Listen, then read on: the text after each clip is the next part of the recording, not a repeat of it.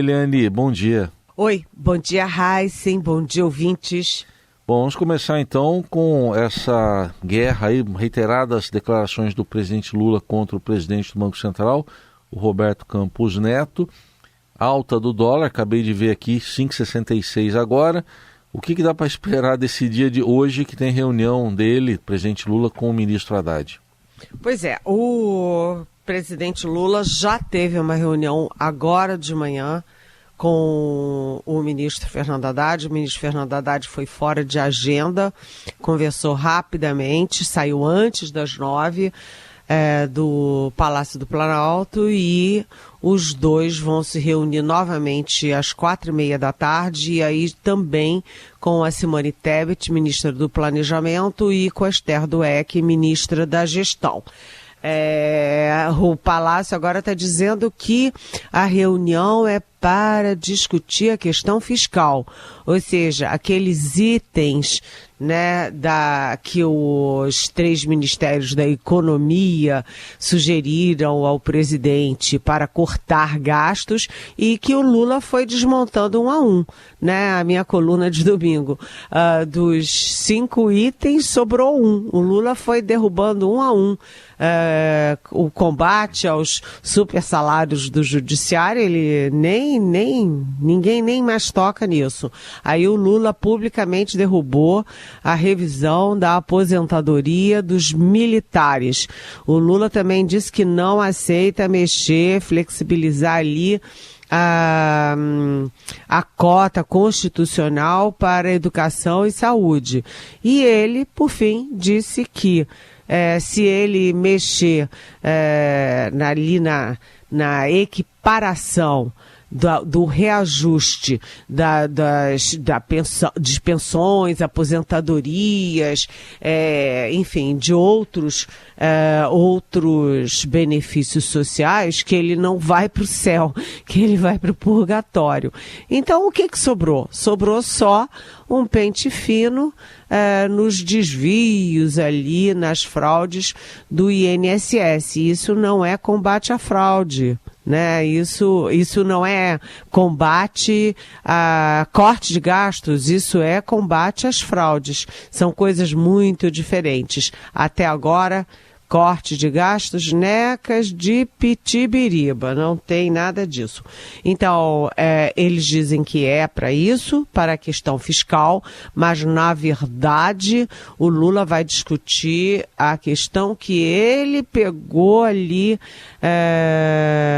ele trouxe para dentro do coração dele, que é a guerra, não apenas com o Banco Central e com os juros, mas particularmente com o presidente do Banco Central, Roberto Campos Neto. E agora o Roberto Campos Neto também reage, né? Ele apanhou calado e agora decidiu reagir. E ontem falou que essa disparada do dólar é em função de ruídos, né? Ninguém pode reclamar dele, porque foi a mesma expressão que o Haddad usou na véspera. Ruídos. E, gente, vamos pensar aqui junto. Quem é que causa ruídos na economia? Quem é que causa ruídos com o Banco Central, contra os juros? É o presidente Lula. E o presidente Lula agora reclama que o Banco Central não está intervindo para conter a disparada do dólar. E, como a gente ouviu ontem o Gustavo Franco aqui, Gustavo Franco, que foi um super presidente do Banco Central na época do Fernando Henrique Cardoso, né? O Lula diz que essa disparada do dólar é ataque especulativo de quem quer ganhar dinheiro. Mas o Banco Central diz que não é isso, que é em função dos ruídos causados pelo presidente e que não cabe ao Banco Central aumentar a oferta de dólar, ou seja, intervir no mercado para conter as falas do presidente da República. É meio maluco isso, né? Certamente. Há pouco essa fala aí que você citou, Eliane, do Roberto Campos Neto, a gente reproduziu aqui mais cedo, em inglês, né? E ele lembra, porque esse encontro foi lá em Portugal, né, do Banco Central Europeu, e ele lembra até que no último ano do governo Bolsonaro, o presidente que o indicou, 2022, houve aumento da taxa de juros. Então ele fez essa lembrança também, né? Você sabe que a Simone Tebet ontem deu uma sugestão razoável, né? Ela que nem é pró-Bolsonaro e está no governo Lula, mas nunca foi petista, ela deu a seguinte sugestão: mudar o tamanho do mandato do presidente do Banco Central. O Banco Central tem autonomia, mas do jeito que a autonomia foi aprovada pelo Congresso, aliás, sob aplausos gerais, né, o presidente da República indica o presidente do Banco Central, aí perde a eleição, como o caso do Bolsonaro, e o presidente que ele indicou para o Banco Central fica convivendo 2 anos com o novo presidente eleito. Então, o Bolsonaro indicou o Roberto Campos Neto e o Roberto Campos Neto, 2 anos ali convivendo a duras penas com o Lula, que tem uma ideologia oposta do Bolsonaro. Então, talvez fosse melhor, como sugere a Tebet, ou reduzir para 2 anos o mandato do presidente do Banco Central, ou simplesmente coincidir os mandatos, né? Entra um presidente da República e entra um presidente do Banco Central. Do jeito que tá, gente... peraí, né? Eu não sei se é duelo, se é guerra ou se é briguinha de adolescente, né? Só para fechar esse tema, Eliane, eu vou colocar aqui com o Nelson Volter um trechinho do que disse ontem o presidente Lula na entrevista à Rádio Sociedade da Bahia sobre esse assunto, para você explicar aqui o que ele quis dizer. Obviamente que me preocupa essa subida do dólar, é uma especulação. Há um jogo de interesse especulativo contra o real nesse país. E eu tenho conversado com as pessoas do que a gente vai fazer. Estou voltando quarta-feira, vou ter uma reunião, porque não é normal o que está acontecendo. E eu acho que a minha visão sobre o Banco Central não é uma visão teórica, é uma visão de um presidente que já foi presidente, que teve o Banco Central sob o meu domínio durante 8 anos e com total autonomia. Então tá aí, como é que dá para ter sob o meu domínio com total autonomia? Como é que funciona isso, Eliane? Sobre o meu domínio, eu que mandava, mas com total autonomia, né? Primeiro isso. E segundo, há um ataque especulativo, porque eu tenho conversado com as pessoas e é ataque especulativo. Ele não reconhece que cada vez que ele ataca o Banco Central, ataca os juros e cada vez que ele derruba a pauta de corte de gastos, o dólar reage. Isso não é ataque especulativo. E isso é o jogo de mercado no mundo inteiro. Portanto, quem está favorecendo o especulador é o presidente da República, né? Que toda vez que ele fala, alguém ganha muito dinheiro no mercado do câmbio, né? Bom, Eliane, outro assunto, a gente poderia estar nesses tempos de Copa América, que está sendo disputada lá nos Estados Unidos, estar falando da expectativa de um jogo entre Brasil e Argentina, quem sabe numa final, mas a briga entre Brasil e Argentina está pior ainda, né? Não está saindo só da rivalidade de futebol. Como é que está essa guerra, Eliane, do Javier Milei contra o presidente Lula? Ele disparou postagem ontem lá no X e agora vem ao Brasil para se encontrar com Jair Bolsonaro.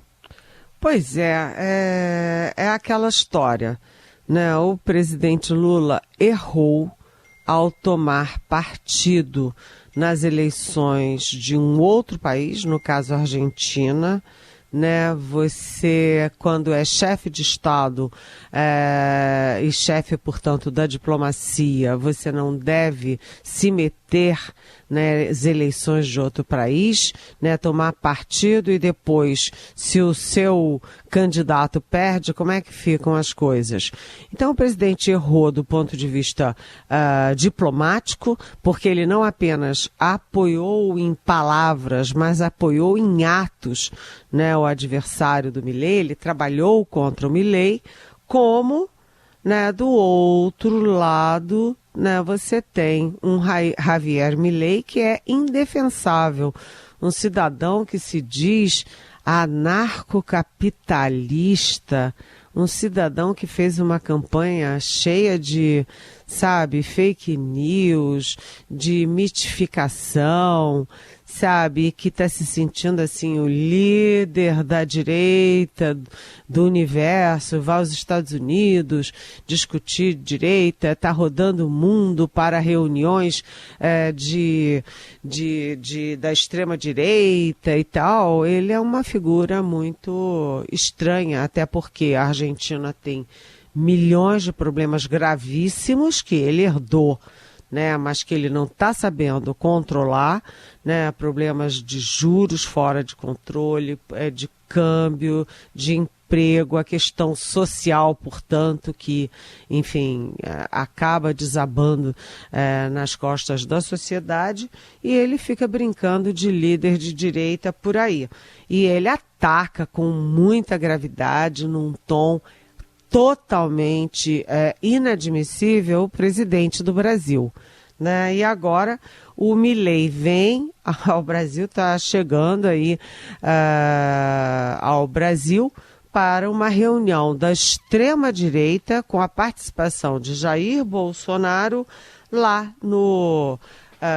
em Camboriú, em Santa Catarina, né? Então, o Milei é chefe de Estado, vem ao Brasil, não fala, não comunica, não marca nada com o presidente do Brasil e vai se encontrar com um ex-presidente que tentou um golpe no Brasil, que está sendo investigado por tentativa de golpe de Estado e que é o principal adversário do presidente. Ou seja, é uma declaração de guerra. Quem lucra com isso?